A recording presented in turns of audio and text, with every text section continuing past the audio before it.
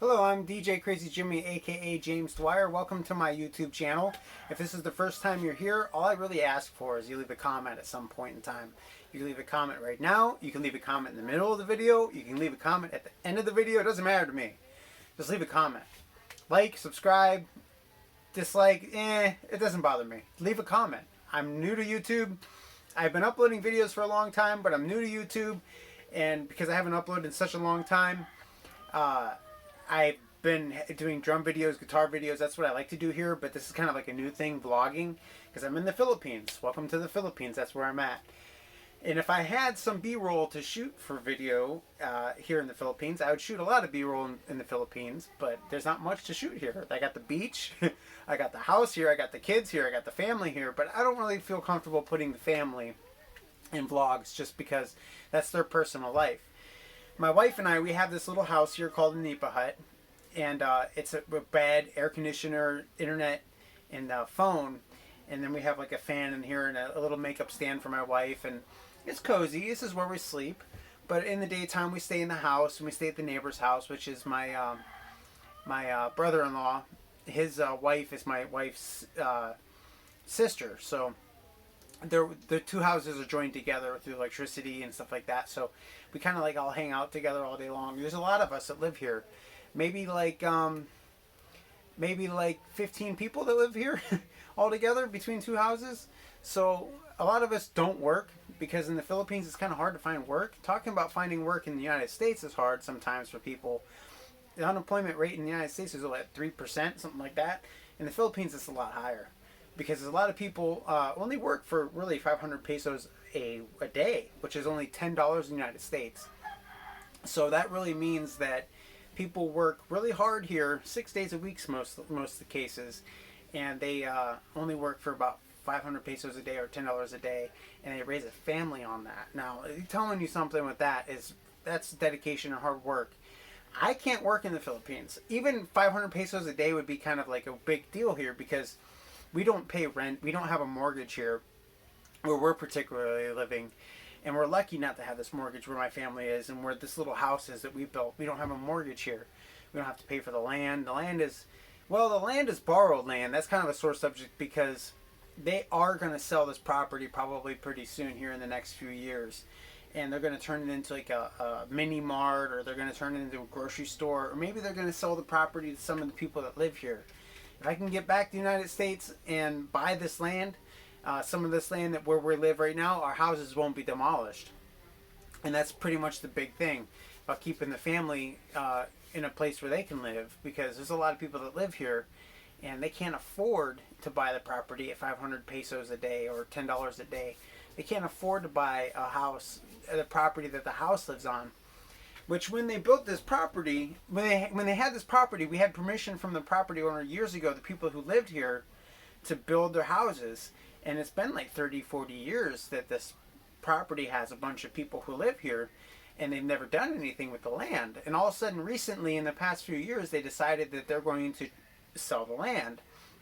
And so, basically, I don't know what the people are going to do, but they're not really going to give the people too many options. They're not going to give them money to move or anything like that. And people only live here, they're very bogado. I think that's poor. So they're poor, and they know it too. So it's not like when you're poor, when you're poor and you don't think that you're poor. I don't know how many people are poor and they don't think that they're poor, but I think they're very rich here. I think everybody that lives here is very rich, because they got family, they got a community. Most everybody shares food. If somebody's hungry, if somebody needs food, people share that around here. Not a lot, but people do. And that's kind of a nice thing to see in a community of people. People are very warm here. People are very friendly, very loving here in the Philippines. It's been a blessing to be in the Philippines. I really appreciate being here at all with my wife. I really appreciate that we met in the first place and we decided to get married and decided to be together. And I love being in the Philippines. I really will miss the Philippines when I go home. That's the kind of the point of this video and vlog series, is just to record some of what I like to talk about in the Philippines. I love to talk about the Philippines so much I made a vlog channel about it. Life in the Philippines, vlog number whatever it may be. I can't remember right now. I shoot some of my videos and I forget which vlog number it is until I upload it. So I forget which vlog this is. Maybe like number 12, 13. But neither here or there. If you're new to this channel, most likely you are. This is probably your first video you've ever seen from me, most likely. And if that's the truth, I recommend you to go to some of my other YouTube videos. If you want to look up me playing drums, if you want to look at me playing guitar, if you want to watch me ride a motorcycle in the United States, in Orlando, Florida, type in DJ Crazy Jimmy motorcycle. Type in DJ Crazy Jimmy drums. Type in DJ Crazy Jimmy guitar. And you'll see some of my videos where I do that. I'm James Dwyer. I was thinking about rebranding this YouTube channel to James Dwyer, just my name, because I used to DJ years ago. And I stopped DJing because I lost all my equipment. I had a lot of production for DJ gear. I mean, some DJs, they got the turntables, they got headphones, they got their music, they got a laptop, and that's all that they have. They go to the club and they DJ. Some are mobile DJs and they got a big giant setup like speakers, lights, and cables. And that's kind of like what I did, but I had a lot more than just some of the small stuff. I was doing it for about 15 years, so I had a lot of gear. And unfortunately, I lost that gear, and it was a bad business decision that I made, where I parked my truck in the wrong place and it got stolen, basically.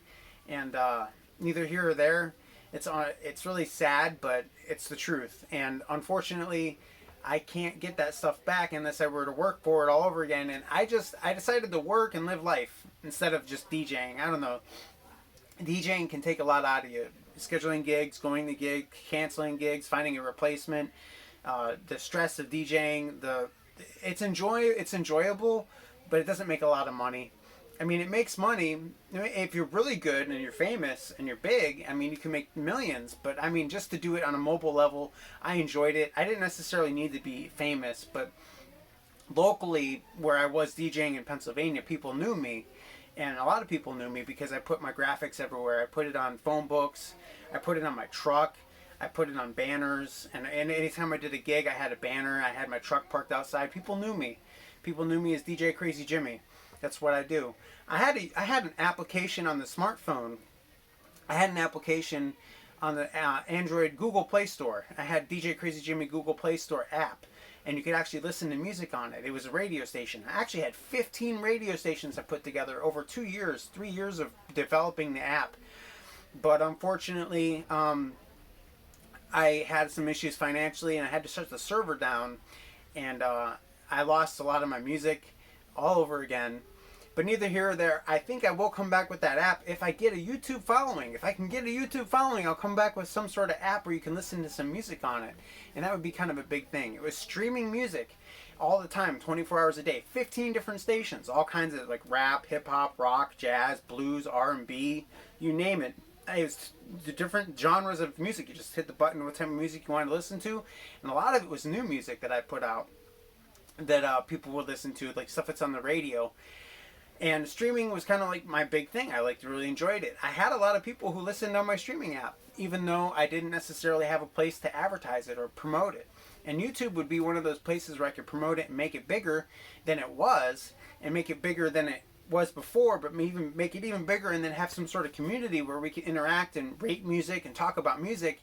And that's kind of why I hold on to the DJ Crazy Jimmy name on YouTube, is because I don't necessarily want to just make James Dwyer and give up completely on music. Music's been in my life all my life.